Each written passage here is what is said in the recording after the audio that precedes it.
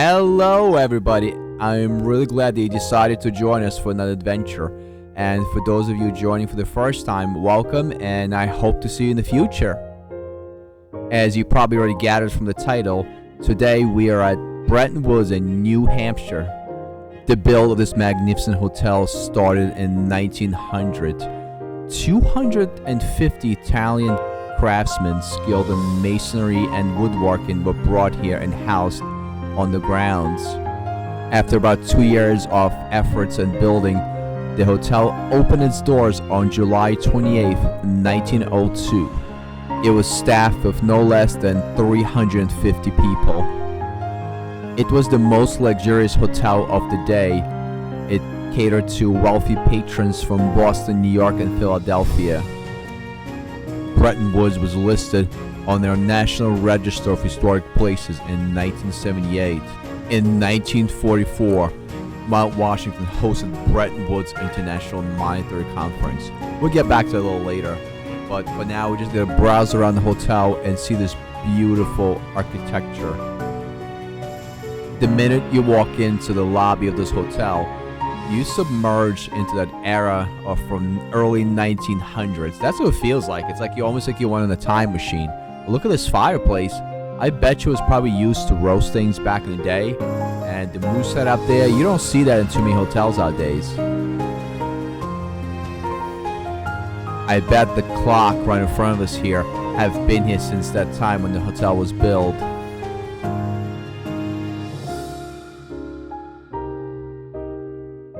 And this device we see right in front of us is the telephone. I'm sure you could probably tell it looks a lot different than the cell phones that we have nowadays, and good luck trying to fit this into your pocket. Anyways, look at this beautiful architecture. This is, I guess, like a sort of sunroom they have, and look up there. This is magnificent. This place is just a work of art. It feels like every corner of this room is well designed and well built. No wonder this was one of the most luxurious hotels back in the days when it was built in the early 1900s. If your mind is as curious as mine, you would probably ask yourself a question.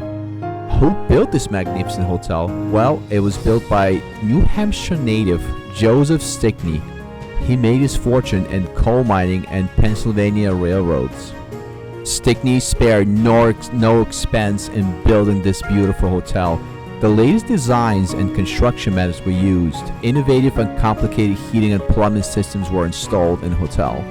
To this day, Bretton Woods has its own private telephone system and a post office. And I bet it has its own area code. If you guys know, please comment below. There were 3 train stations adjacent to the Bretton Woods Hotel, and as many as 50 trains a day stopped between those stations. And now we got to one of the most historically significant part of the hotel. And again, there's a lot of history here, but this is pretty important, so pay attention. So what happened here on July 1st in 1944 was the Bretton Woods Conference. As there was Second World War battles raging in Europe and Pacific, delegates from 44 nations met here at this hotel. Their purpose was to agree on a system of economic order and international cooperation that would help countries recover from devastation of the war and foster long-term global growth. The agreement was actually signed at the table we just saw in this gold room. Pretty amazing. I don't know about you guys, but it feels, it's hard to describe how it feels, but I think it's just amazing walking through the halls where these historic events took place.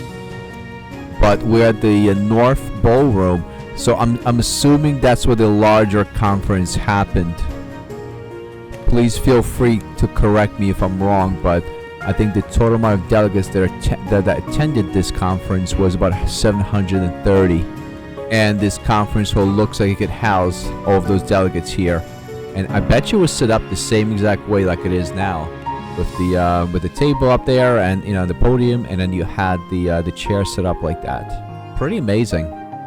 And again, it's such a remarkable feeling be in this room where the history happened. It's hard to describe. But we are going down to the basement level. And of course, the more we go through this hotel, the more history we see. So there's a little bit of a story about the basement as well, which we'll get to in a second. But let's go down, and I think right in front of us we see a little boutique here. So we were told by one of the front desk staff members that there were a couple of boutiques, even the coffee shop down here. And here's so the property has two pools, one which you saw a second ago, that's an indoor pool, and there's also an outdoor pool. It's actually a really interesting use of this basement space. So they have a bunch of boutiques here and stores like gift shops and things like that, which is pretty cool. You know, if you're staying in this hotel, I mean, you can just go down and you have your shopping there. So I think it's almost like this whole place is a it's like a town of its own. If you think about it, this hotel kind of operates like its own town. And they even have arcades. I doubt they had it back in the day when this place was built. They could have had something, which was relevant at the time, but now they have the most modern ones, I'm assuming. And of course, like many of luxurious hotels, it has a spa and even a separate bar area. Interesting. Just by looking at those artworks, I think they're probably a different landscape. That looks like a Mount Washington, and like the first painting I see here, but there could be other areas too. So it's pretty cool that they have them hanging here. I'm not sure if they sell them or they just here just decorations. We made our way to a next part of our story, which is the cave. Currently serves as a nightclub, but during the Prohibition era, it was the speakeasy. In other words, it was a spot for people to hang out and have a drink in secret because it was illegal back then. It was pretty interesting the way it was set up. So the dance floor seating area was set up as a racquetball or squash court with a pull-down false ceiling.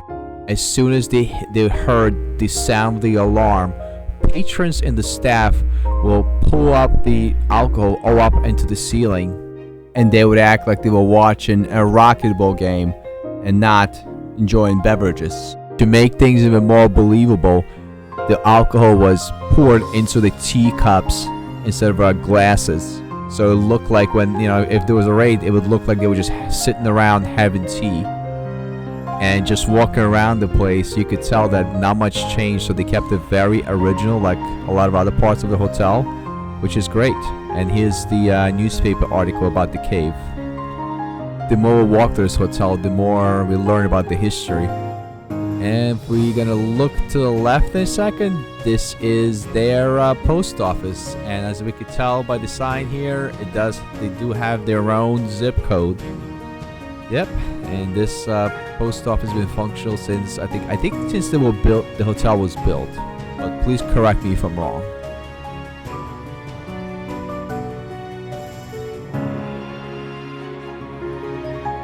I wonder if this sign has been here since the hotel was built. I really doubt it, but you never know. It could be just restored. Even this furniture, look how it matches the era when the place was built.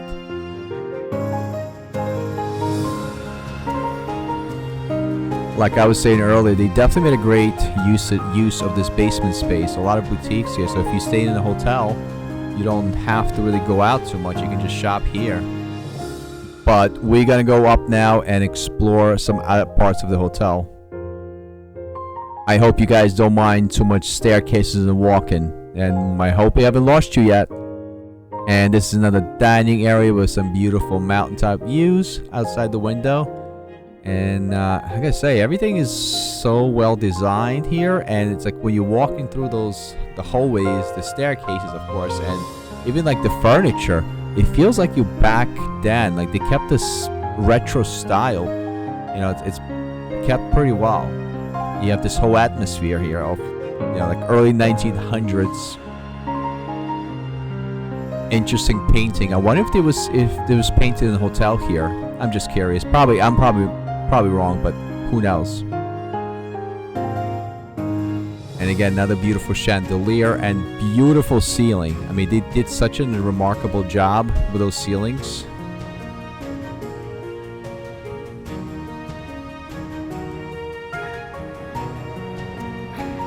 And here's another artwork I wonder if it's one of the scenes from the hotel from back in the day. Those beautiful stained glass windows on the doors. Oh, it's amazing. And here's another room. For some reason, this part of the room seems a little more modern to me, but I could be wrong. So this is, I guess, another lounging area, and there's a bar in the middle. You guys can see on the right in a second. And everything's set up with the plates, and everything's set up for dining here. So I can imagine somebody's using this as a lounge, maybe for a conference or maybe a wedding. Look at those beautiful stained glass windows up there. And again, the chandelier in the middle as well. I mean, you could just walk through every room of this hotel, and every room has its own different design that you can enjoy. Amazing. Honestly, it's, this place is, I can't even find the right words to describe it. And here's another dining area. Beautiful. I know it looks kind of empty now, but we're here a little early in May. So I bet you if we come here in the summer, this place is going to be packed. So, it's kind of nice we get to enjoy this without the crowds, at least to, get to explore it. But yeah, beautiful, stunning. Again, another beautiful view here from the window of the mountaintops. It's, it's just, it's hard to describe, honestly, but it's beautiful. And of course, when we go out to this main porch area here, that's when you get the best view of, so right ahead of us is the Mount Washington. And for those of you who know what I'm talking about, the Chicago Railroad and everything else, you're probably going to enjoy our next video. But this is amazing. I mean, I can only imagine what it's like in the fall when you have different colored fall colors. Oh, it's just remarkable. What a great place to build a hotel.